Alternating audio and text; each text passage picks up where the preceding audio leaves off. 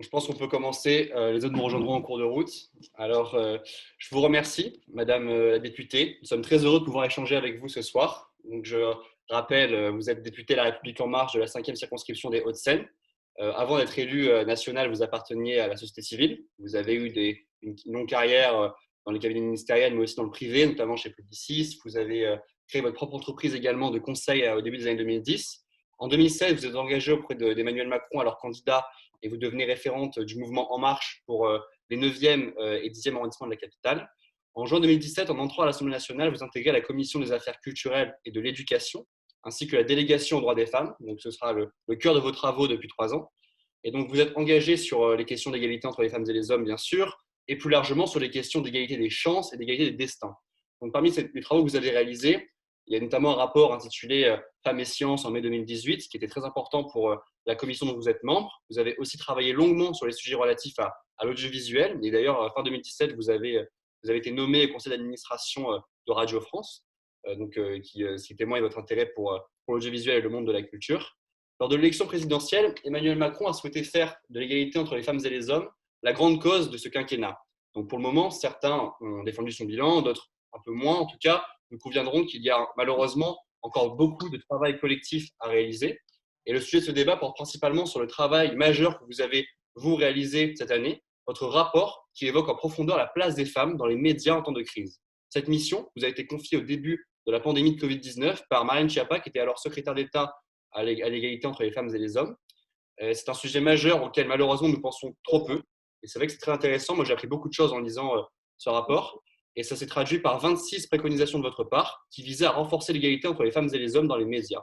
Comme Tom a pu l'expliquer, j'ai été chargée en avril de cette année d'une mission par le gouvernement sur la représentation et la représentativité des femmes dans les médias.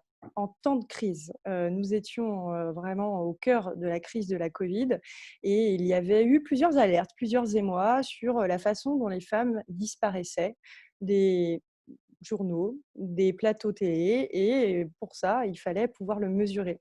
La goutte d'eau a été celle de la une du 5 avril du Parisien. Je ne l'ai pas avec moi, mais vous la retrouvez assez facilement. Elle avait suscité beaucoup de commentaires, notamment sur les réseaux sociaux, dont le mien, où je m'étonnais clairement que cette une qui représentait 4 hommes blancs d'un certain âge pouvaient être ceux qui allaient nous raconter le monde d'après. Aucune femme n'était là, mais surtout que l'on puisse arriver aujourd'hui à considérer que c'est normal d'avoir ce type de représentation. Cette goutte d'eau a déclenché une réaction de la part de Marlène Schiappa et donc on est arrivé à pouvoir mesurer comme ça cette place des femmes dans les médias. Alors, comme ça a été souligné en introduction, moi je m'intéresse à la question de la culture et des médias, mais j'appartiens aussi à la délégation aux droits des femmes. Donc cette mission, elle était vraiment à la confluence de mes 2 centres d'intérêt principaux qui, depuis 2017, animent mon action de députée. J'avais pu déjà soulever, lors du travail sur la place des femmes dans les sciences, certains préjugés, stéréotypes, certains biais, certains obstacles, mais aussi des façons de faire mieux, et la question de la représentation des femmes scientifiques était intéressante. Or là, dans ce travail, commencé au mois d'avril, eh bien, ce que nous voyons, c'était que cette crise avait un caractère complètement inédit, et son caractère inédit était que nous faisions appel aux scientifiques de manière vraiment accrue. Et donc, comme j'avais pu constater que les femmes dans les sciences étaient encore moins présentes, eh bien là, on a eu aussi moins de femmes dans cette crise. Alors, l'objectif, c'était pas seulement de questionner la représentation des femmes dans les médias en temps de crise, mais c'est aussi de formuler des recommandations. Et donc, pour arriver à cet objectif, j'ai mis en place une méthodologie qui a pu me permettre de mener 80 auditions, de pouvoir comme ça échanger avec 200 personnes. J'avoue que le fait de pouvoir le faire en visioconférence a pu faciliter le fait de pouvoir organiser autant d'auditions sans ce paramètre géographique. C'était largement mieux. Alors, ces 80 auditions et ces 200 personnes auditionnées ont été complétées d'études. Nous sommes basés sur des études qui avaient été faites ad hoc par Médiamétrie.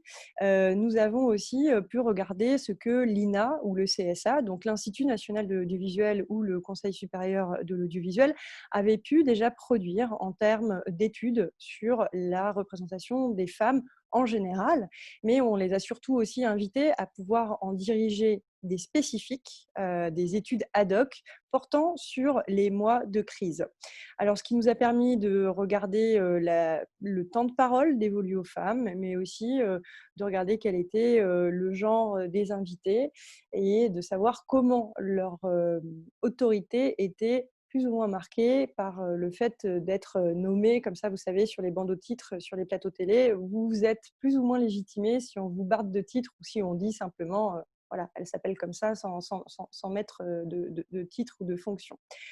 Nous avons aussi, puisque ça manque beaucoup, on a aussi mené des études comme ça nous-mêmes avec l'équipe qui m'accompagnait pour regarder quel était le genre des invités en matinale. C'est des choses qu'on pouvait compter de nous-mêmes au jour le jour. Nous avons aussi eu le concours du service des droits des femmes. Donc, c'est un service qui dépend de Matignon et qui a permis comme ça d'analyser 7 quotidiens nationaux qui apparaît et comment apparaissent les hommes ou les femmes entre mars et mai 2020. C'est regarder aussi bien les unes, mais également les expertes ou encore la part des femmes dans les débats. Ce qui nous intéressait, c'était bien sûr le contenu, mais c'était aussi de regarder en termes d'organisation ce qu'il en est. Et force est de constater qu'on manquait pas mal de données. Et on doit saluer l'étude qui a été faite par une association qui, parmi d'autres, œuvre beaucoup sur la place des femmes dans les métiers du journalisme. En fait, elle s'est associée à Audience, qui est une mutuelle de santé qui est très communément utilisée par les communicants, pour pouvoir remonter des informations sur la place des femmes au sein des organisations. Quelles sont leurs responsabilités, quelles sont leurs rémunérations, quel est leur statut. Et donc ça a permis aussi de voir comment la situation était de départ et de pouvoir la comparer avec ce qu'on pouvait sentir déjà dans les modes d'organisation spécifiques. Alors, avec cette méthodologie, quels sont les constats qu'on peut faire? Le premier constat, c'est qu'on a vraiment une baisse de la présence des femmes dans les médias.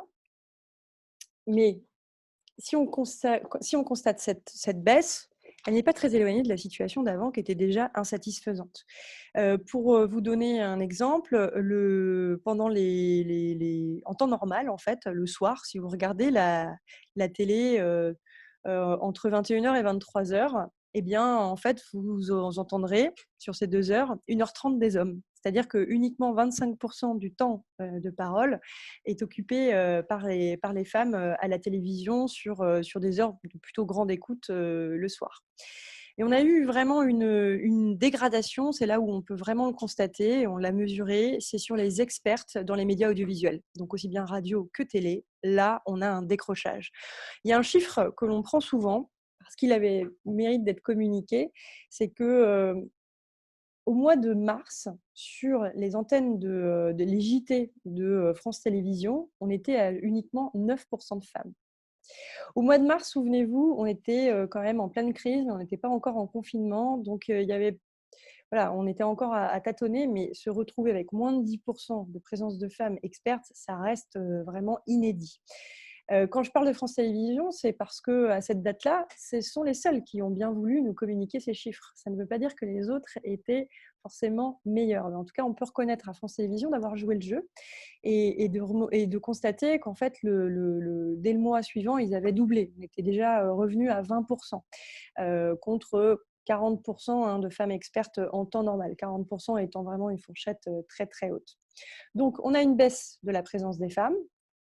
C'est un constat qui a été corroboré par l'INA à travers l'étude qu'ils ont pu diriger sur les bandeaux d'incrustation. C'est la façon dont les femmes apparaissent et selon leur statut d'autorité, elles sont encore moins présentes. C'est-à-dire que vous pouvez entendre des femmes, mais elles sont prises comme témoins, ou alors quand elles sont prises comme expertes, elles sont un peu moins légitimées. Donc ça, c'est vraiment quelque chose sur lequel on a pu se baser.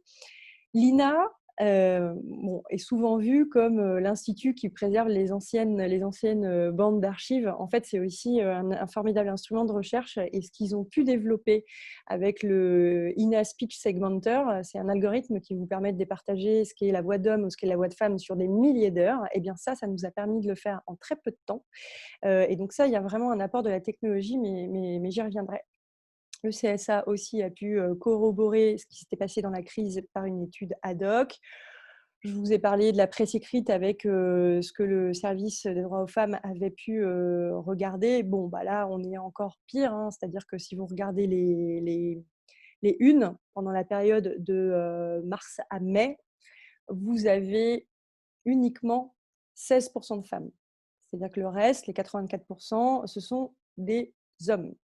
Donc, on est vraiment loin d'une parité à ce sujet. Et la radio, on va faire le même constat, hein. Les matinales, ça baisse encore.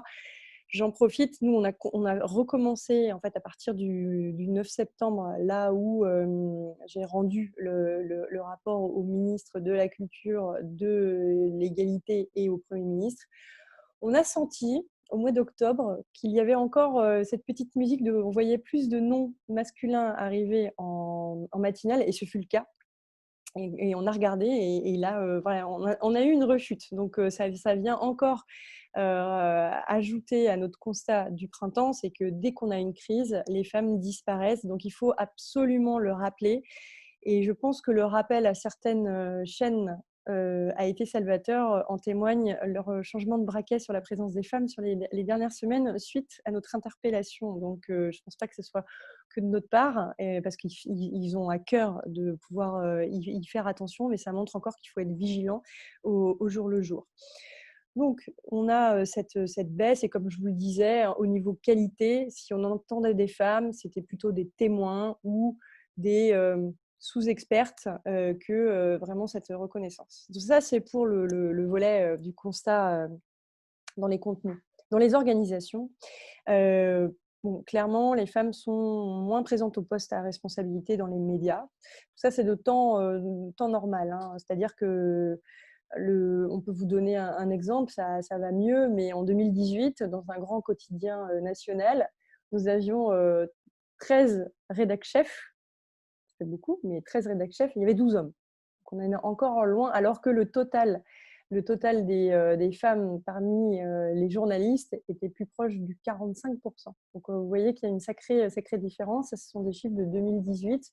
Ce qu'on a pu remonter avec l'étude audience montre quand même qu'on a toujours un écart de rémunération entre les femmes et les hommes à poste équivalent, hein, un écart de 17%. Donc ça veut dire c'est plus important que l'écart type en France. L'écart au même poste est plutôt entre 13 et 14%.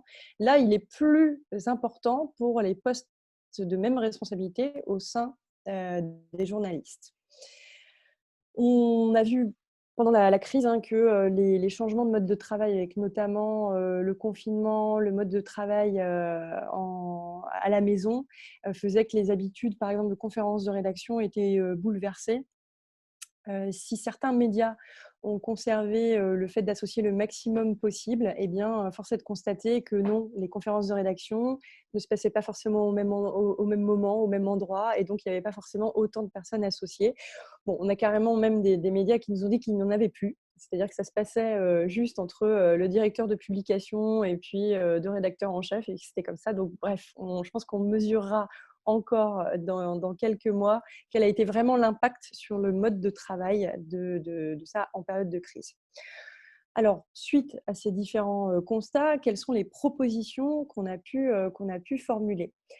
Comme ça a été dit, on en a 26. Il y en a certains qui sont complètement à la main des médias. D'autres qui sont à la main d'autres institutions comme le CNC ou le CSA, d'autres à la main des législateurs, c'est-à-dire des députés et des sénateurs comme moi, mais d'autres aussi sont à la main du ministère, et enfin d'autres à d'autres types d'entreprises, puisque l'ensemble de ce que l'on peut faire, les différents leviers pour modifier et faire évoluer cette situation, ce n'est pas que les médias ou que les femmes qui en ont la capacité. C'est une responsabilité éminemment partagée et il n'est pas question dans ce travail de pointer du doigt les responsabilités des uns et des autres. C'est vraiment un enjeu de société. Ce n'est pas parce qu'on aura actionné un levier que tout sera réglé. Et ce n'est pas parce qu'on l'aura fait une fois que tout sera réglé non plus. Donc, il y a vraiment cette invitation à le faire dans la durée et de pouvoir multiplier le nombre de leviers. Alors, à la main des médias, ce qu'ils peuvent déjà faire, et voilà, certains se sont déjà emparés, c'est de pouvoir mesurer la place des femmes, aussi bien dans leur contenu que dans leurs organisations. Et pour mesurer cette place des femmes, on peut s'aider d'outils qui ont déjà été développés par certains et les outils technologiques nous y invitent. Donc, il y a vraiment une préconisation, se doter d'outils pour pouvoir mesurer cette place. Donc, on peut automatiser, c'est-à-dire de pouvoir faire un relevé plus souvent et on peut recourir à la technologie.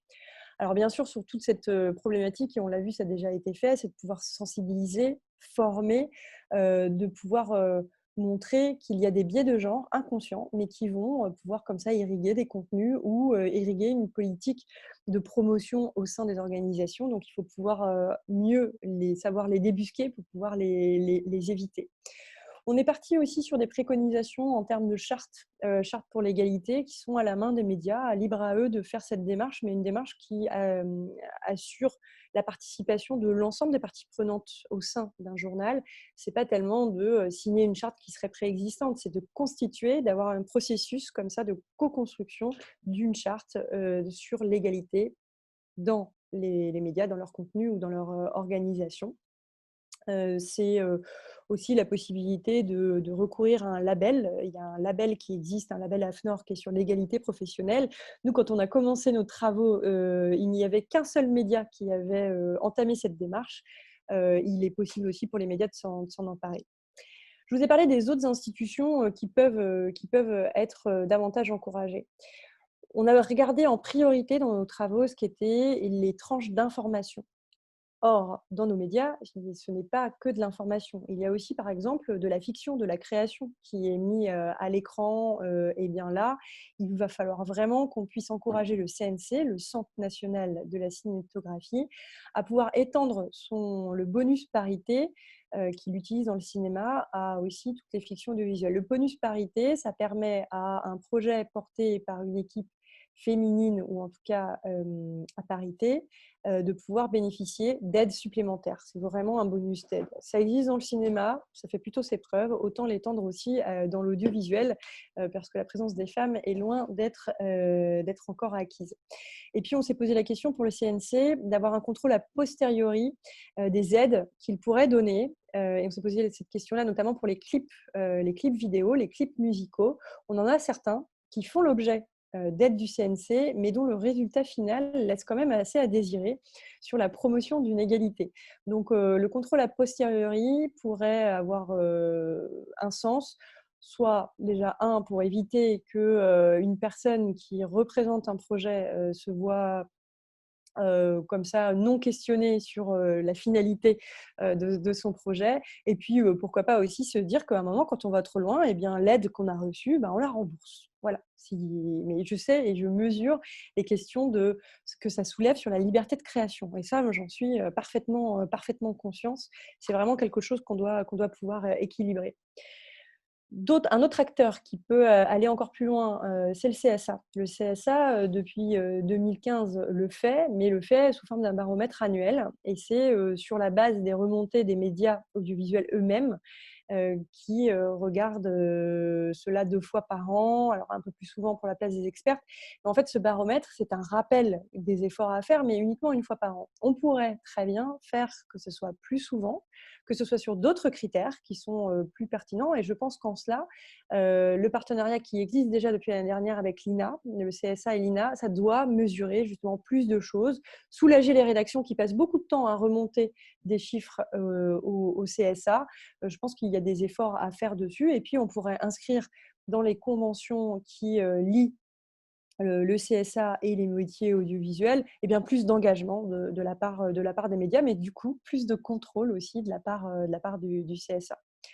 Alors, à la main du législateur. Ce qui, voilà, en tant que représentation nationale, peut nous incomber.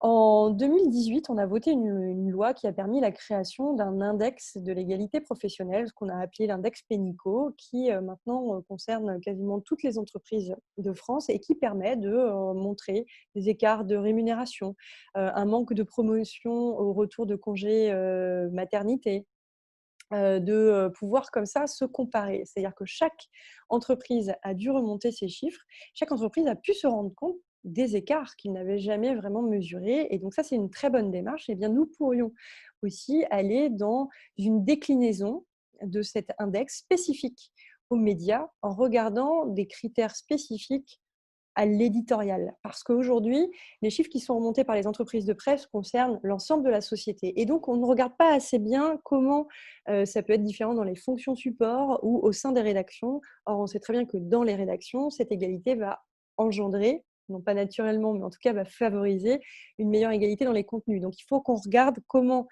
cet index peut être décliné aussi sur la presse.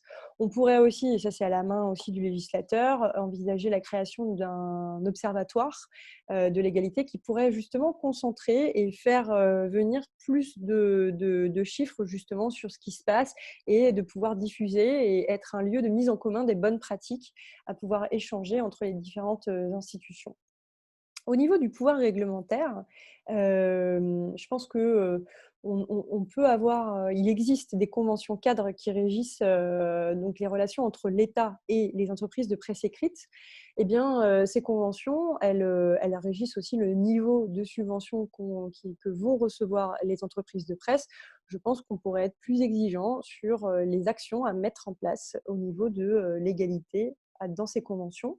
Et puis, ce que je suggérais aussi, c'était de faire que les aides publiques, qui sont là pour vraiment véhiculer un pluralisme dans les médias, eh bien, on puisse aussi en faire un vecteur d'égalité. Pourquoi pas mettre en place un bonus à destination des entreprises qui se doteraient d'outils de mesure ou qui feraient une démarche de charte d'engagement. Et puis, comme ça, progressivement, aller de plus en plus vers un conditionnement de ces aides publiques au respect de ces engagements. Vraiment d'aller une première année sur l'incitation, parce qu'on sait très bien qu'à la grande différence des médias audiovisuels, les médias de presse écrite encore, c'est encore plus compliqué. Eux ne sont pas sous le regard du CSA, il n'y a pas d'organe de régulation, mais pour autant, ils ont une responsabilité, donc on pourrait inciter et puis ensuite contraindre davantage, puisque si on attend simplement que ça se fasse tout seul, on pourra y revenir dans nos débats, eh bien, en général, ça n'arrive pas. Donc ça, c'est à la main du pouvoir réglementaire, c'est-à-dire que c'est le Bercy, enfin le ministère des Finances et le ministère de la Culture qui peuvent mettre en place ce type de démarche. Et puis, on a aussi des démarches qui sont encouragées, et d'ailleurs ça a été encouragé depuis la remise du rapport, hein, c'est de pouvoir favoriser le repérage des expertes et éventuellement aussi leur meilleure formation. On a été particulièrement attentive à une démarche qui s'appelle lesexperts.fr, qui a été au départ créée par Marie-Françoise Colombani, qui était au départ un guide avec 50 expertes femmes que vous pouvez inviter, qui était destinée aux médias. Maintenant, c'est une base de données sur Internet avec 3000 profils de femmes et vraiment dans des champs d'expertise vraiment divers, toujours renseignés sur leur niveau de légitimité, donc c'est par des publications, mais vous pouvez aussi y trouver des extraits de leur passage radio, télé, une tribune qu'elles ont pu écrire. Et donc ça, c'était en menace de manque de financement. On a bien poussé ça dans une de nos recommandations. Et aujourd'hui, ça va être financé, notamment par la puissance publique. Donc ça, on est content de l'avoir préconisé, puisque ça débouche, mais aussi par des médias qui soutiennent maintenant cette mission. On veut vraiment pousser aussi à ce qu'on puisse créer des modules de formation sur l'égalité entre les femmes et les hommes, et ça aussi, la puissance publique peut le faire. Nous voulons également davantage pousser les dispositifs d'éducation aux médias, notamment ce que fait le Clémy avec le concours Zéro Cliché qui, voilà, pour les plus jeunes, organise un concours qui va justement débusquer là où il y a des stéréotypes sur les filles et les garçons dès le plus jeune âge, et ça marche plutôt bien. On a aussi ce qui peut être adopté par les entreprises ou les institutions, qui est d'éviter de n'envoyer que des porte-paroles masculins. On a encore trop souvent même des médias qui nous ont dit: «Moi, j'ai du mal quand j'appelle tel institut, de recherche ou tel ministère, quand je leur demande, ce serait bien d'avoir une femme», ils n'ont pas de femme. Donc il faut aussi que les entreprises et les institutions proposent, aux journalistes différents profils et ça pose plus globalement, hein, le profil de la diversité. Je pense qu'on pourra y revenir aussi, lors de nos échanges. Moi, je me suis intéressée à la place des femmes et des hommes, mais forcément, on a touché cette question de la représentation des Français dans leur diversité et c'est un sacré sujet. J'en finirai sur les préconisations, sur ce qui nous incombe à tous, en fait. On pourrait tous se poser la question quand on regarde un média, tiens, est-ce que je viens de voir des hommes, des femmes? De quoi a-t-on parlé? De quelle façon on a positionné les uns et les autres? Ça, c'est à la main de tous. En fait, en tant que public des médias, on peut aussi les interpeller. Les médias ont des médiateurs, les médias répondent aux courriers des lecteurs. Quand il y a quelque chose qui nous questionne, qui nous choque, eh bien, il faut aussi pouvoir les interpeller. C'est quelque chose qui est à notre main. Et je pense, moi, quand je me projette, j'aimerais bien que l'observatoire dont je vous parlais, j'aimerais bien qu'il soit alimenté en fait de manière complètement participative, c'est-à-dire que chaque citoyen aussi puisse remonter ses propres constats. Et c'est vraiment de participer à cette éducation aux médias de l'ensemble des citoyens qui fera que ça aidera les médias aussi à être plus performants sur la place des femmes. En conclusion, avant qu'on passe au débat, hein, on touche vraiment à quelque chose qui aujourd'hui résonne encore plus, c'est-à-dire que la liberté de la presse, la liberté des médias, elle est éminemment précieuse. Mais se replier derrière la liberté de la presse et éviter de faire davantage d'égalité, ce n'est plus acceptable. Nous l'avons vu dans d'autres sphères, que ce soit la sphère politique ou la sphère économique. Je vous rappelle l'existence de la loi parité en politique il y a une vingtaine d'années. Je vous rappelle aussi qu'il y a 10 ans, nous avons amené par une loi à ce que les conseils d'administration des entreprises soient composés à au moins 40% des femmes. Dans les deux cas, on est passé par un objectif sous forme de quota. Eh bien, aujourd'hui, on a pu connaître une grande progression dans la sphère politique et dans la sphère économique, en tout cas dans ces grandes responsabilités. On est obligé d'en passer par là. Eh bien, se pose la question encore du quota. Et les quotas, ça peut être dans les organisations sans être dans les contenus, ça peut être aussi dans les contenus. Donc ça, moi, je pense que voilà, ça sera précieux d'échanger avec vous sur ce que vous percevez comme action indispensable et comment ça doit se dérouler dans le temps des mentalités, mais aussi le temps des vies d'une personne. Voilà. Et merci beaucoup pour votre introduction. Je voulais revenir donc et rappeler que toutes les questions sont les bienvenues, qu'on est là pour débattre. Donc si vous souhaitez poser vos questions, il y a deux manières. Soit vous ne souhaitez pas prendre la parole et vous pouvez l'écrire dans le chat et on la lira pour vous. Soit vous préférez prendre la parole et dans ce cas, vous nous l'indiquez dans le chat ou vous levez la main et on pourra vous donner la parole. Donc, toutes les questions sont les bienvenues, mais ce qui compte, c'est de s'écouter, de se respecter et de discuter, et pas de s'interpeller n'importe quand. Je pense que Joséphine a une première question pour débuter. Oui, merci Corto. Bonsoir Madame la députée. Peut-être pour introduire ce grand sujet et vaste sujet qui est la représentation des femmes dans les médias, j'aurais une première interrogation peut-être sur la mise en évidence, c'est ressorti dans votre rapport un certain nombre de fois, sur la mise en évidence du fait que ce problème en fait est peut-être aussi profond si la majorité d'hommes est présent sur les plateaux. Est-ce que c'est pas finalement aussi que ces postes sont difficilement accessibles pour les femmes? Nous, par exemple, à notre échelle, hein, pour l'association Place au débat, on a une véritable volonté de faire venir des femmes, autant de femmes que d'hommes. Mais c'est vrai qu'on se heurte souvent au fait de contacter une femme et d'être redirigé vers un homme parce que finalement, l'organisation nous propose le dirigeant ou la personne dans la hiérarchie qui est au-dessus d'elle. Donc, on se retrouve souvent avec des hommes parce que finalement, voilà, on se pose la question d'avoir ce choix à faire entre garder cette femme ou alors avoir l'homme qui du coup aura la hiérarchie et peut-être plus de réponses à nos questions. Et du coup, peut-être dans la continuité de ma question, est-ce que c'est pas le serpent qui se mord la queue? On a parlé des quotas. J'ai lu aussi dans votre rapport que vous parlez des tests de Bechdel, de mettre en place donc des indicateurs, le fait de dire on va inviter 2 femmes, il faudrait que leurs écrits n'ont pas de rapport avec les hommes, ce genre de choses. Mais est-ce que c'est pas finalement encore un moyen de les réduire à leur genre, encore une fois, plutôt qu'à leur profession? Voilà. Merci Joséphine. Alors, pour le premier point, c'est très pertinent puisque ça nous a souvent été dit, hein, c'est-à-dire que ce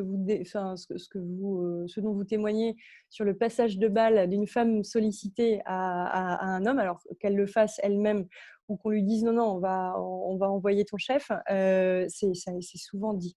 Il y a 2 explications. Il y a soit les femmes ne se sentent pas assez légitimes ou elles ont d'autres centres d'intérêt que de répondre parce qu'elles veulent travailler voilà, sur autre chose.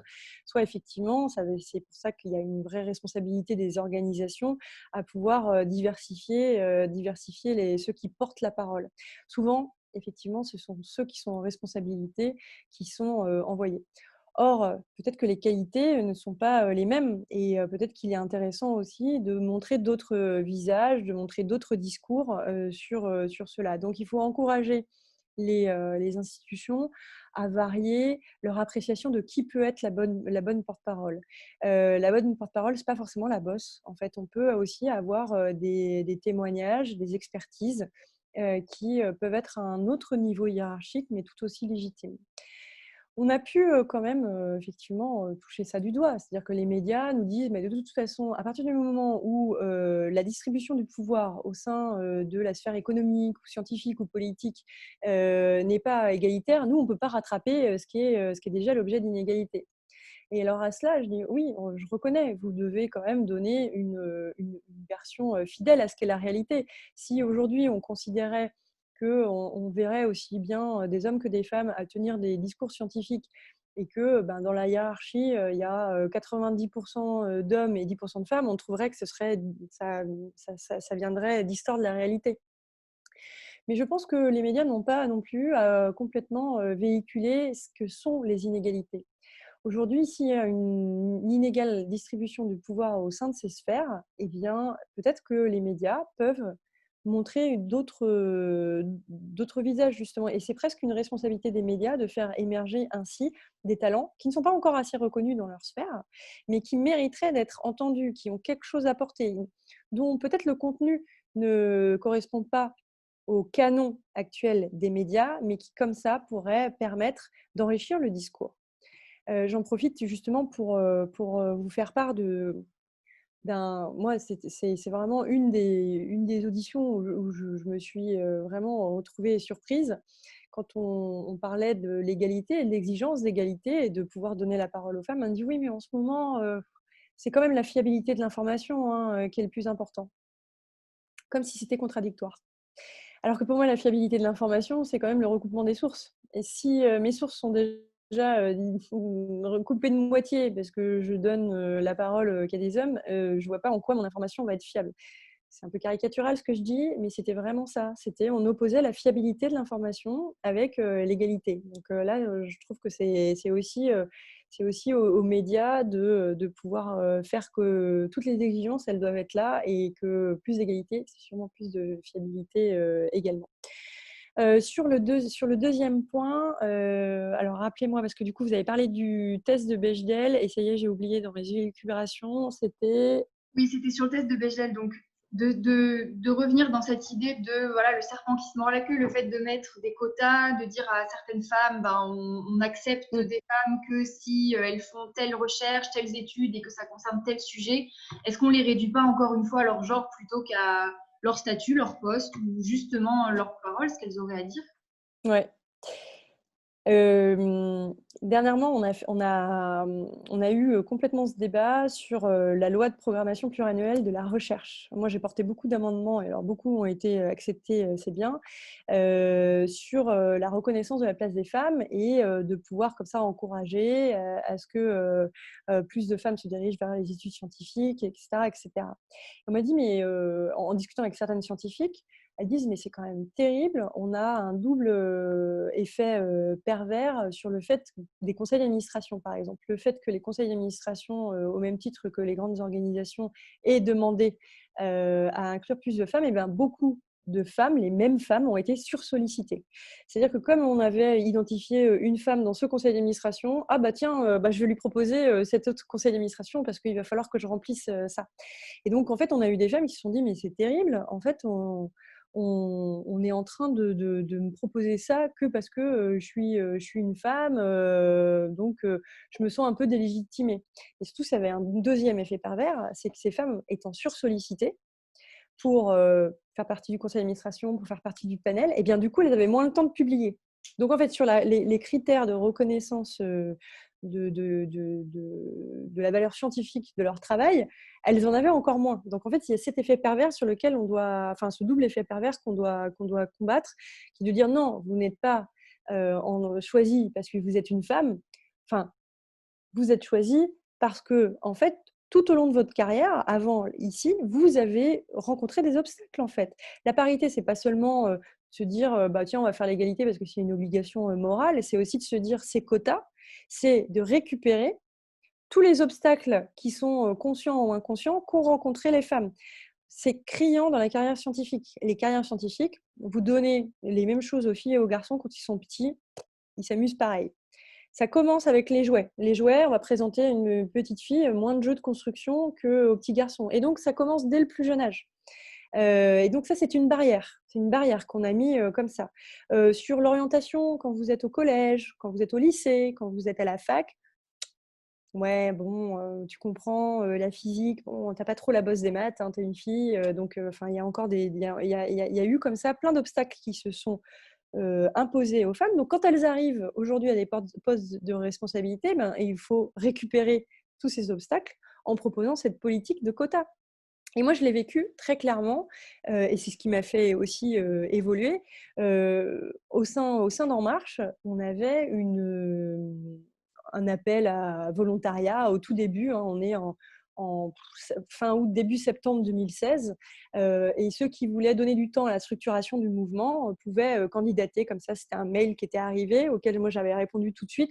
On ne savait pas trop à quoi on allait servir, mais en tout cas, il fallait qu'on puisse montrer quelle était notre motivation, les compétences qu'on pouvait apporter, le temps qu'on pouvait dédier.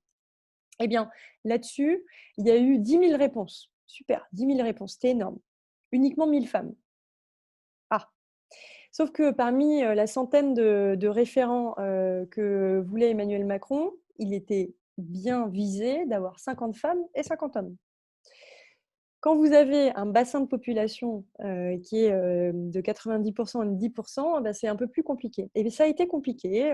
Il y a eu des femmes qu'on a appelées et qui, on leur exposait le niveau de responsabilité qu'elles auraient. On dit « Ah non, non, mais moi, ça ne m'intéresse pas, c'est trop de responsabilité pour moi. » Parfois, simplement parce que le temps à dédier est compliqué. D'autres parce qu'on se dit « Oh là, je ne vais pas être capable. » Et puis d'autres comme moi qui sautent sur l'occasion.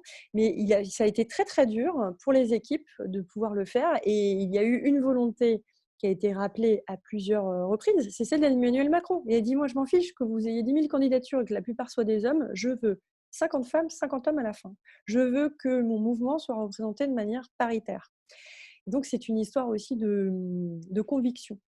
Il n'y aurait pas eu cette exigence, j'aurais peut-être pas été référente.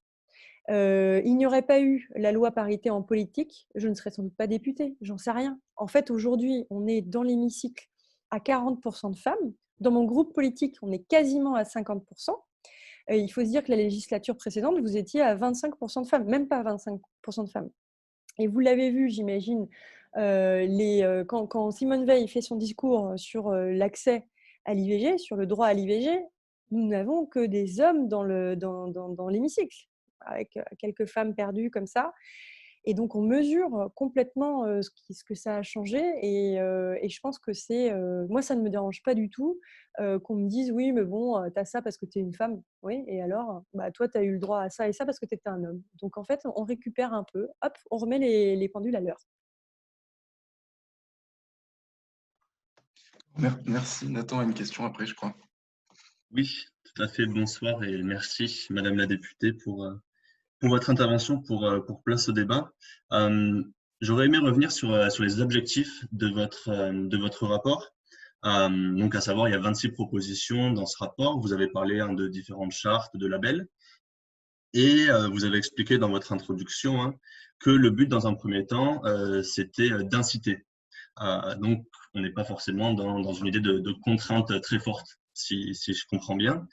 Et je voulais savoir, du coup, euh, à plus long terme, est-ce qu'il pourrait y avoir une ou des propositions de loi qui, qui feraient suite à ce rapport, ou est-ce que des directives ou d'autres formes de contraintes et de décisions?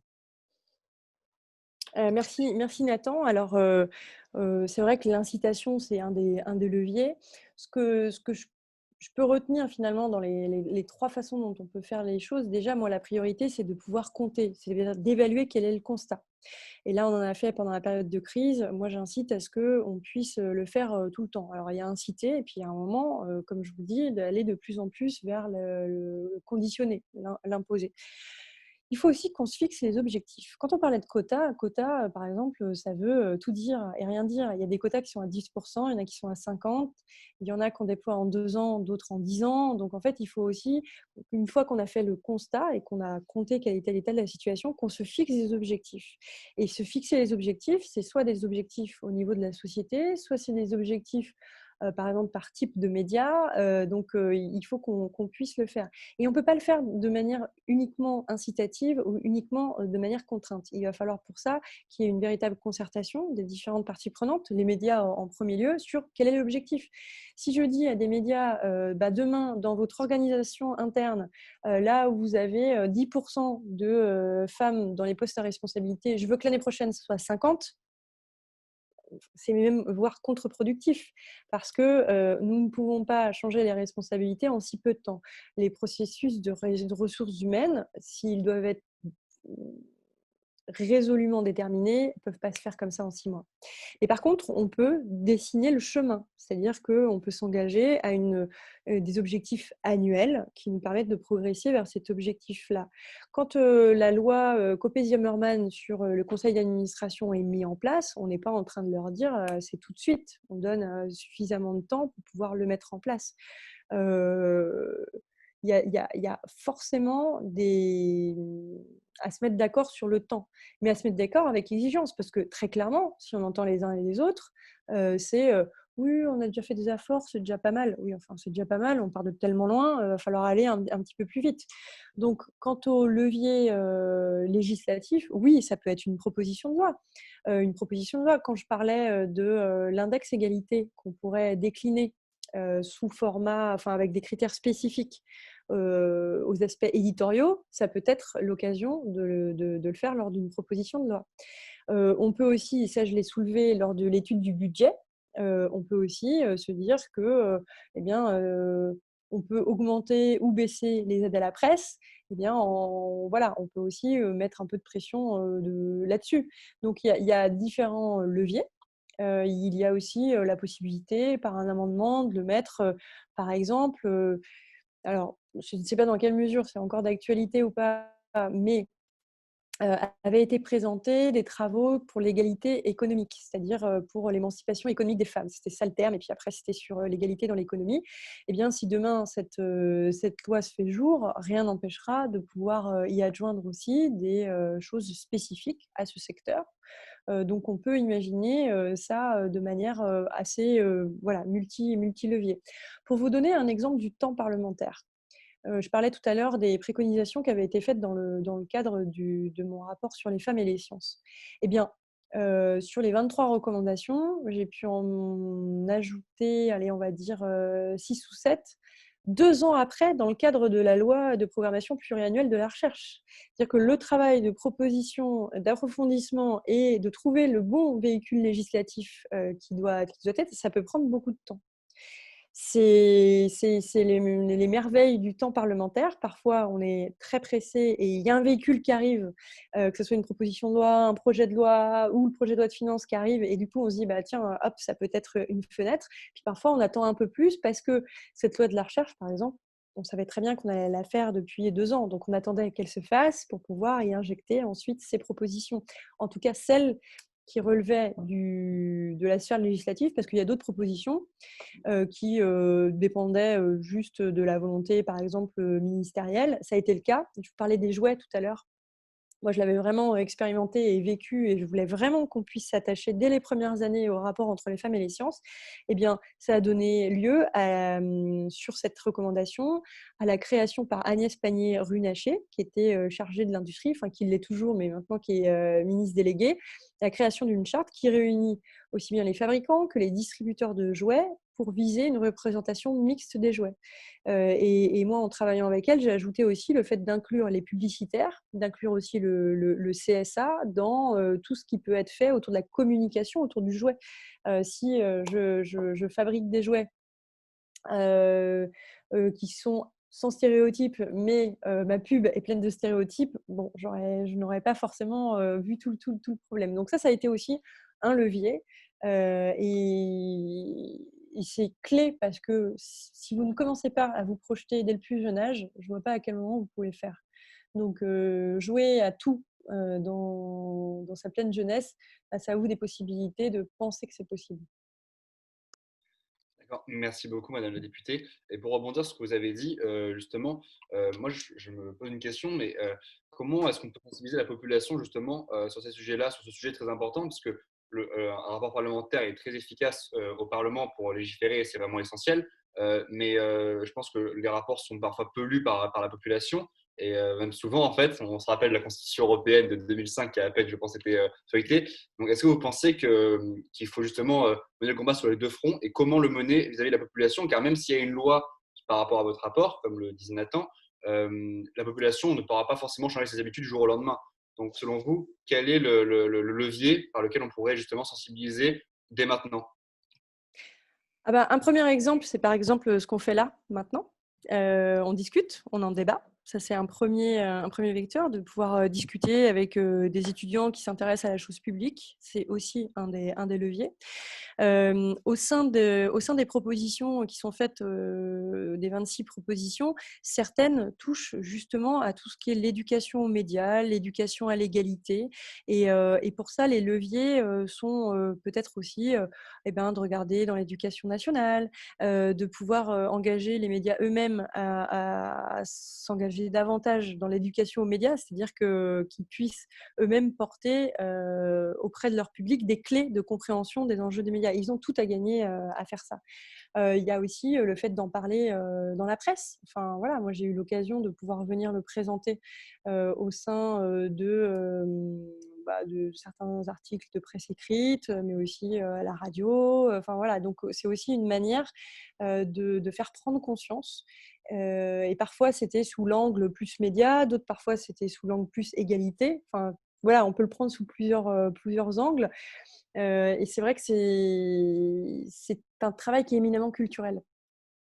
On aura beau, comme vous le dites, il peut y avoir une loi, il peut y avoir un rapport, et il peut y avoir… en fait, si on ne dépasse pas la simple édiction, et si on ne va pas communiquer et débattre, eh bien, ça peut rester juste non appliqué. Et heureusement, le Parlement est chargé de contrôler l'application de la loi. Mais nous, on arrive après qu'elle ait été exécutée. Donc, il faut que aussi l'exécutif s'en saisisse. Et à ce titre, si la ministre de la Culture a bien relevé le fait qu'un décret, le décret de 2012, qui dresse en fait qui conditionne des aides à la presse, va être modifié en ce sens. Si le ministère de la Culture s'est engagé aux côtés du site expert.fr, il y a aussi d'autres points qu'on est en train d'expertiser pour pouvoir les appliquer. et qui donnera lieu, du coup, là, je pense, plus d'une dizaine, une douzaine de jours, on a une réunion à ce sujet, justement, pour pouvoir bien relever ce que chacune de ces recommandations, en comment elle peut être traduite et à quel horizon temporel. Quelles sont les conditions pour le faire.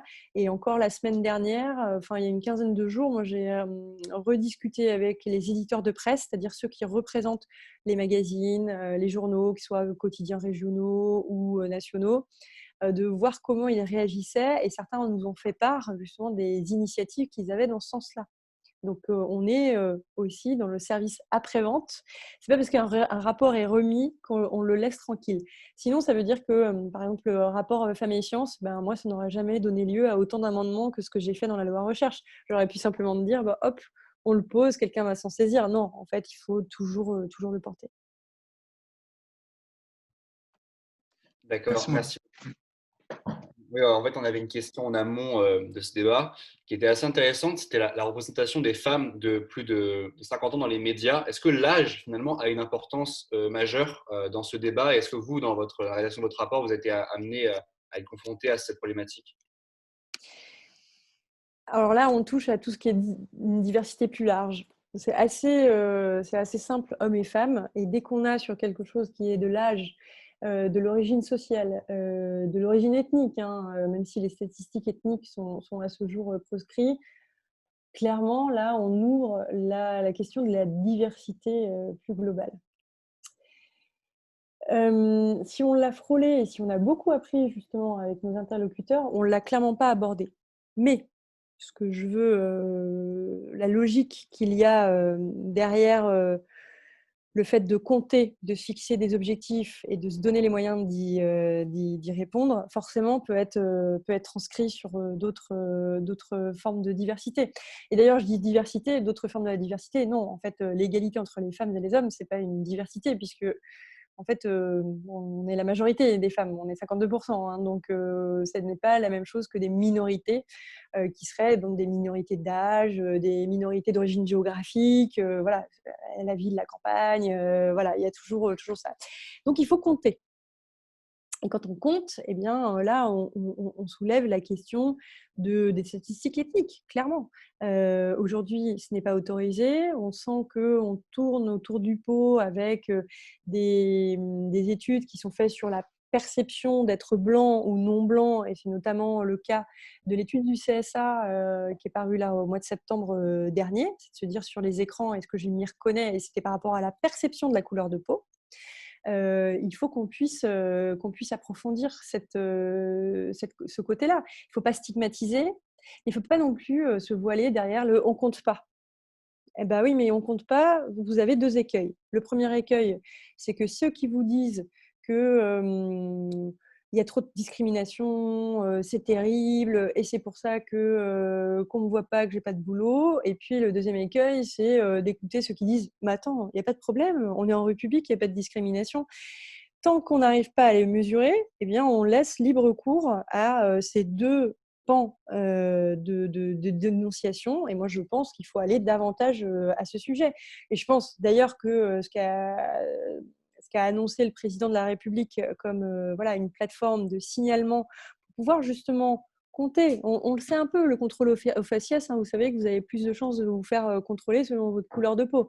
Et certains vont dire oui, c'est par rapport à l'attitude des personnes. Non, clairement, il va falloir un moment qu'on le documente davantage. Donc, je pense que sur la question d'âge, là, on touche le vrai, c'est est-ce qu'on peut catégoriser les gens selon un âge ou c'est un grand nuancier? On peut avoir des catégories de faits, mais c'est un grand nuancier. C'est compliqué de se dire, non, toi, tu rentres dans telle catégorie et toi dans une autre.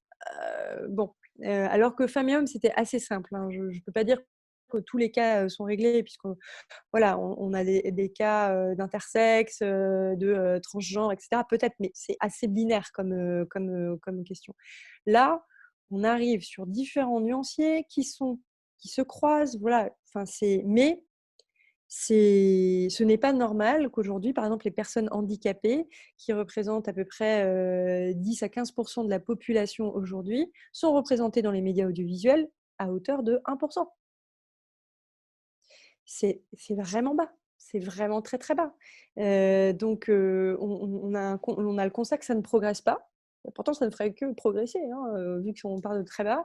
Donc, il y a toutes ces questions de diversité qu'il s'agit de faire. Pourquoi? Parce que qu'est-ce qui se passe à la fin? À la fin, si je ne me reconnais pas dans les médias, je ne leur fais pas confiance, je m'en détourne. Et là où je vais me reconnaître, eh ben, je vais me reconnaître là où je vais trouver des gens qui me ressemblent. Et donc, je vais aller sur les réseaux sociaux et je vais rentrer dans cette bulle qui ne me permet pas de comprendre la diversité des points de vue, qui ne me permet pas forcément de mieux comprendre la société dans laquelle je vis. Et là, c'est dangereux. Donc, il faut que les médias prennent ce tournant de représenter tout le monde, qu'on se reconnaisse dans les médias. Et c'est valable pour l'audiovisuel et pour la presse écrite. Merci. J'ai une autre question. Est-ce que vous avez vu des différences en fonction des différents types de médias? On a l'impression que certains nouveaux médias comme Combini ou Brut en ligne vont être un peu plus représentatifs sur ce sujet. Est-ce que c'est vrai? Voilà. Alors, sur les réseaux sociaux, on s'est posé la question au moment de la lettre de mission, qu'est-ce que ça devait recouvrir? Au départ, on est sur médias presse audiovisuelle et presse écrite. On regarde que les experts. On a dit on aimerait bien étendre un peu le champ et pas seulement les contenus d'information, mais regarder aussi d'autres contenus comme type fiction. Et forcément, on s'est posé la question d'étendre l'étude aux réseaux sociaux. Vu le temps imparti et vu qu'on sentait déjà que le problème était déjà là dans les médias dits traditionnels, on s'est cantonné à ça. Mais forcément, on a dû regarder ce qui se passe sur les réseaux sociaux ou sur ces nouveaux médias que vous venez de citer, pourquoi il y a un succès auprès des jeunes? Ce n'est pas une question simplement de format, c'est aussi une question des sujets traités et des visages qu'on y voit, du type d'interlocuteur. Très clairement, je vais parler par exemple de Brut. Brut a été un des premiers médias à faire autant sur la cause de l'égalité, à pouvoir regarder des exemples en France mais aussi à l'étranger où on voyait dans la sphère politique notamment la place des femmes. Donc il y avait ce sentiment. Il parle aussi de plein d'autres choses, mais c'est volontariste là-dessus. Il y a clairement un décalage. Comme je vous disais déjà, il y a un décalage entre les médias audiovisuels et les médias de presse écrite. Mais alors, quand on compare à d'autres, des new médias qui sont beaucoup plus dans l'interaction, là, on a encore. Ça ne veut pas dire que c'est parfait, hein, mais clairement, c'est mieux. C'est très intéressant ce que vous dites parce que moi, j'avais une question plus axée peut-être éducation. Est-ce que vous pensez du coup que ces new médias, que ces approches qui sont très directes, où les gens interagissent, peuvent dire ce qu'ils en pensent, avoir des retours, parce que c'est vrai que Brut, Combini, c'est des médias on se sent peut-être plus proche d'eux pour les saisir, pour les interpeller. Est-ce que vous pensez que c'est le résultat peut-être d'une éducation qui a changé? Est-ce qu'on sensibilise peut-être plus à travers l'éducation à ces questions d'égalité? Est-ce que pour vous, on a une marge de manœuvre là-dessus? Et peut-être plus généralement, dans ce que vous avez dit tout à l'heure, vous avez dit que le processus de RH ne va pas prendre 6 mois pour changer le rôle des femmes. Mais est-ce que cette éducation pour les femmes, pour les médias, est-ce que ça doit passer aussi par l'école? Et enfin, voilà, qu'est-ce que vous pensez sur cette question? Alors, sur le premier point, vous avez parlé d'interaction, en fait. Et alors, pour moi, c'est plus qu'une question d'éducation. Aujourd'hui, à partir du moment où on a su que nous aussi, on pouvait faire l'information, que nous aussi, on pouvait réagir, en fait, à partir du moment où les réseaux sociaux ont vraiment déployé cette possibilité, on s'est trouvé dans un état un peu d'insatisfaction sur tout discours descendant. Quand vous avez la diffusion comme ça, univoque, d'un contenu sur lequel vous ne pouvez pas agir, eh bien, comme maintenant vous avez le choix, eh bien, ça peut vous insatisfaire. J'en veux pour preuve la différence entre les diffusions linéaires. Par exemple, vous avez une chaîne de télé qui a sa grille de programme, et puis ce que vous pouvez faire en replay ou sur une plateforme de vidéo à la demande.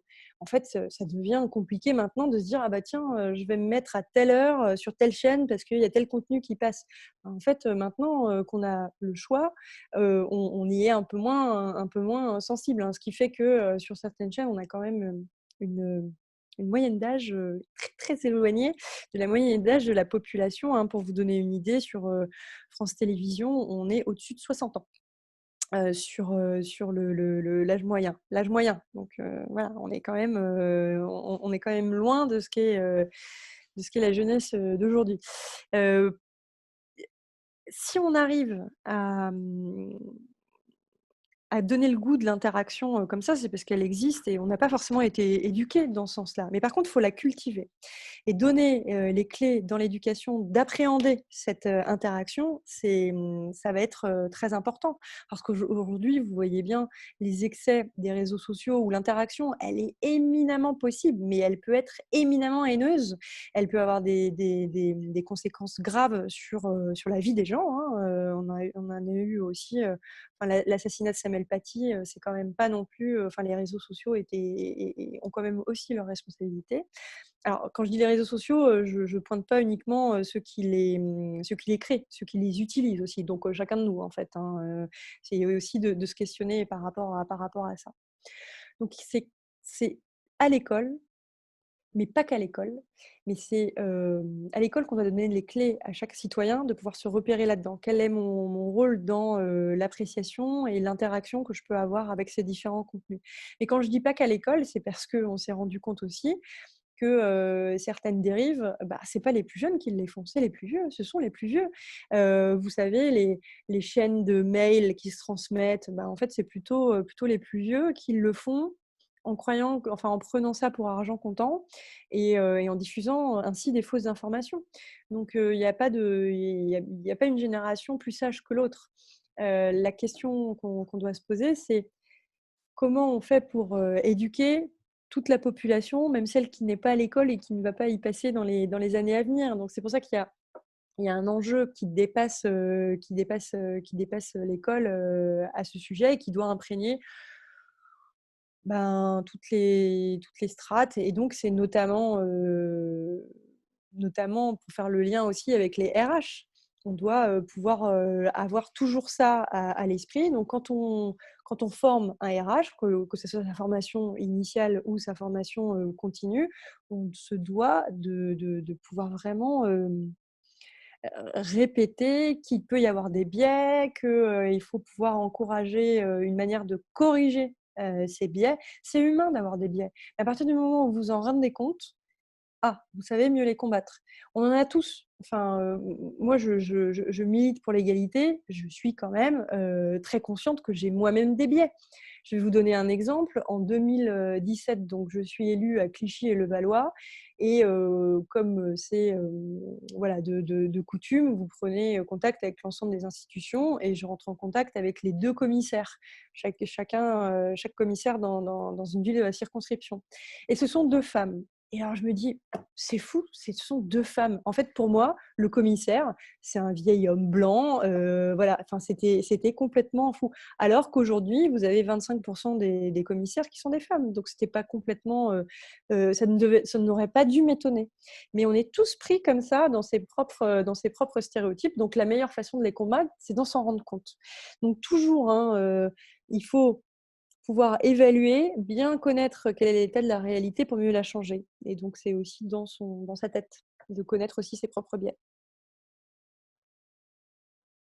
On s'approche de la fin, donc si vous avez des questions encore, n'hésitez pas à nous les faire parvenir. Je crois que Tom voulait prendre la parole. Oui, tout à fait. J'ai une question peut-être plus politique cette fois-ci. Emmanuel Macron a fait de l'égalité femmes-hommes la grande cause, en tout cas une des grandes causes du quinquennat, parce qu'il a été beaucoup mobilisé sur ces questions-là. Est-ce que vous pensez que là, on approche de la présidentielle, on approche en tout cas de la fin du mandat, est-ce que vous pensez qu'il a réussi? Et est-ce que vous pensez qu'il y a encore d'autres choses à faire? Sûrement, mais dans quel but? Il y a aussi, parce qu'il y a eu, par exemple, il avait voulu nommer une femme première ministre, il avait dit pendant la campagne, il l'a pas fait, c'est pas une critique, mais c'est un fait. Il y a eu aussi des débats autour de la nomination de Gérald Darmanin. qui étaient, voilà, enfin, certaines personnes aussi sont montrées assez violentes sur ce sujet-là. Est-ce que vous pensez que ces petites anecdotes, comme la femme première ministre ou Darmanin, vont lui coûter sa volonté justement de réformer ces thèmes-là, ou est-ce que vous pensez justement qu'il va réussir, in fine, à être le président réformateur sur ce sujet? Alors, oui, Emmanuel Macron a réussi, mais oui, il reste du chemin à faire. Il a réussi notamment sur tout ce qui est lutte contre les violences. Alors, pas tout seul, hein, je ne minimise pas du tout le fait que l'influence d'un mouvement comme MeToo ait favorisé aussi cette prise de conscience, alors là, de manière mondiale, mais chez les Français aussi. Mais c'est vraiment quelque chose euh, qui a été vraiment bien pris. Vous savez, l'année dernière, quand est lancé le Grenelle des violences conjugales, c'est quelque chose de complètement inédit. C'est-à-dire que c'est porté par le Premier ministre. Ça a donné lieu à beaucoup d'échanges et au final, une proposition de loi, la mise à disposition de moyens supplémentaires et puis surtout de faire accélérer l'accès à ces moyens. Parce que, par exemple, vous aviez des téléphones grave danger qui sont mis à la disposition des femmes qui sont victimes de violences et qui peuvent l'appeler en cas de grave danger. Eh bien, il en existait, mais qui étaient coincés dans les tiroirs. C'est-à-dire qu'on n'avait pas le lien entre les décisions de la justice et le fait de pouvoir le mettre comme ça dans les mains, dans les mains des femmes. Donc, sur la lutte contre les violences, il y a eu un grand pas. On nous dit, et je crois que si le président est revenu dans l'interview brute, c'est-à-dire il y a plus de féminicides. Ben non, mais c'est pas forcément qu'il y a plus de féminicides. C'est qu'avant, on ne savait pas ce que c'était un féminicide et on n'en parlait pas. C'est comme, voilà, on se dit, ah là, il y a plus de déviance dans la société, là-dessus. Et en fait, c'est parce que c'était tu avant aussi. Donc, on a une prise de conscience et un partage de responsabilités. Et donc, ça, sur la lutte contre les violences, c'est vraiment, vraiment bien. J'en ai parlé tout à l'heure, et c'est important de le souligner, sur l'égalité professionnelle. Quand vous mettez en place l'index dit Pénicaud, je peux vous dire que ça a changé pour les entreprises beaucoup de choses. Ils se sont rendus compte que leur politique n'était vraiment pas du tout au point, et ça leur a donné la possibilité de la changer. Donc, c'est vraiment un aspect vraiment de transformation. Il faut aller plus loin dans tout ce qui est égalité économique. J'en parlais, c'est quand même des choses qui sont encore à encourager, que ce soit la présence des femmes dans les comités de direction ou les comités exécutifs. Je vous ai parlé des conseils d'administration. Là, on a à peu près réglé le problème. Mais alors, dans les comités de direction ou les comités exécutifs, on n'est qu'à 17% de femmes. Donc, il y a encore du boulot et il y a des législations sans doute à faire à ce sujet. Il faut aller plus aussi dans le soutien financier des entrepreneurs femmes. Enfin, voilà, il y a vraiment des choses à pouvoir approfondir. Donc, c'est pour ça que je dis, on a réussi, mais il y a encore du chemin à faire. J'en terminerai aussi par la façon dont on a eu aussi de porter la diplomatie féministe. La diplomatie féministe, ça consiste en quoi? C'est de se dire que finalement, dans tous nos actes de discussion avec les puissances étrangères, on va mettre en balance ça et surtout, on va favoriser l'échange de bonnes pratiques d'un pays à un autre. C'était complètement au cœur du G7 à Biarritz l'année dernière. Il y avait ce qu'on appelle un bouquet législatif, c'est-à-dire que les meilleures lois partout dans le monde, on les a sélectionnées et tous les pays sont engagés à pouvoir les appliquer, enfin en appliquer une en l'adaptant à sa situation de pays dans l'année qui suivait. Je ne vous cache pas qu'avec la crise Covid, on n'y sera pas forcément, mais il y a ça, c'est porté par la France. C'est quand le G7 accueille, quand le G7 est accueilli en France, on met ça sur le tapis. Aurait dû se passer aussi au mois de juillet dernier, mais ce sera reporté. C'est le Forum Génération Égalité. C'est en fait, en 1994, vous aviez eu une conférence à Pékin qui était vraiment un forum mondial des femmes qui avait pris des engagements. Et là, l'idée, c'est de pouvoir faire la même chose. Et ça, c'est porté par la France. C'est-à-dire que c'est au moment d'un rassemblement à New York où le président de la République prend l'engagement de dire oui, ok, ce sera la France qui accueillera cet événement mondial. Donc, c'est aussi une manière de porter la voix des femmes au-delà de nos frontières et de s'en inspirer aussi. Moi, j'ai pu me rendre dans d'autres pays. Je suis partie en Finlande l'année dernière. J'ai vu le chemin aussi qui nous restait à faire, notamment dans le domaine de l'éducation, pour instaurer plus d'égalité dans la façon d'élever nos jeunes filles et jeunes garçons. Donc, c'est aussi de porter ça. Donc, ça aura été la grande cause du quinquennat, mais on aura besoin d'un deuxième quinquennat pour le porter encore plus. Pour rebondir là-dessus, ce sera peut-être la dernière question si on n'en reçoit pas d'ici là. Il est clair que donc, la République en marche a permis de largement augmenter la part des femmes à l'Assemblée nationale. Il suffit de voir la parité de chaque groupe parlementaire pour se rendre compte qu'il y a certaines tendances politiques qui donnent finalement des circonscriptions gagnables aussi à des femmes malgré la loi sur la parité. Il y a forcément une volonté des organisations aussi d'agir au-delà de la loi. Mais quand on monte dans la hiérarchie ensuite, on se rend bien compte que la présidence de l'Assemblée nationale n'est pas une femme. Et ça a pu générer des remous parce qu'il y a eu des candidatures féminines. Est-ce que pour vous c'est un hasard ou est-ce que ça révèle un rapport de force ou parce que les plus anciens sont plutôt des hommes? Comment vous l'expliquez? Je l'explique que là aussi, il y a encore du chemin à faire. C'est-à-dire qu'effectivement, moi, j'aurais souhaité que... alors, c'est un rendez-vous qui s'appelle le petit déjeuner de la majorité. C'est-à-dire que ça réunit le Premier ministre, le président de l'Assemblée nationale, les groupes politiques. Voilà. Bon, il n'y a que des hommes. Hein.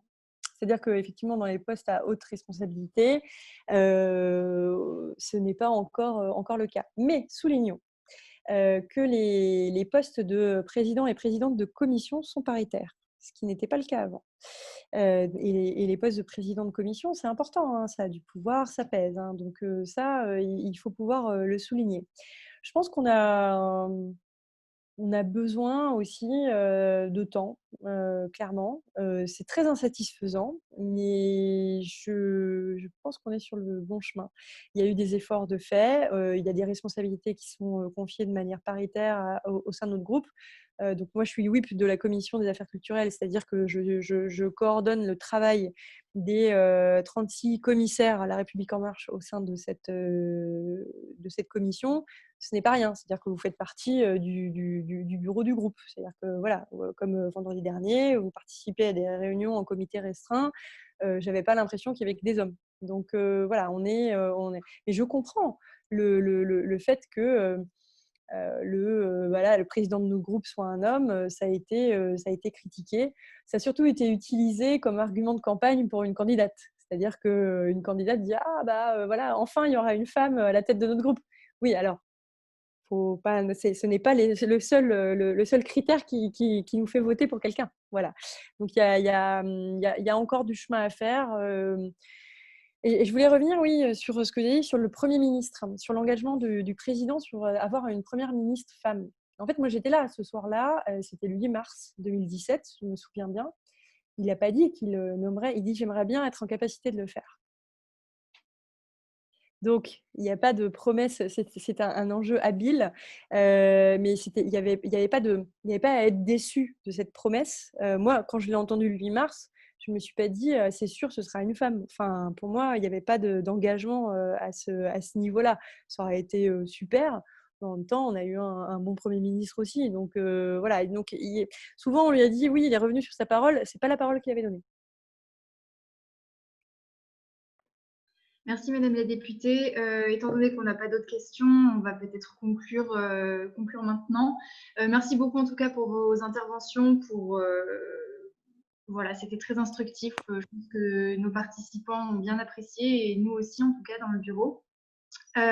Simplement un petit point calendrier. On vous rappelle que la semaine prochaine, on reçoit Benoît Hamon, donc lundi prochain à 18h30. Donc n'hésitez pas à nous suivre sur les réseaux pour pouvoir vous inscrire. Et voilà, et ensuite ce sera les vacances de Noël et on vous retrouvera au S2, notamment en février. Pour peut-être reparler de parité homme-femme, mais cette fois-ci dans le secteur privé, avec Jennifer Moreau de Kering, voilà, avec un aspect peut-être plus RSE. Voilà, merci Madame la députée. Merci beaucoup et continuez à débattre, c'est bien. Beaucoup Madame la députée. Merci. Merci. Merci.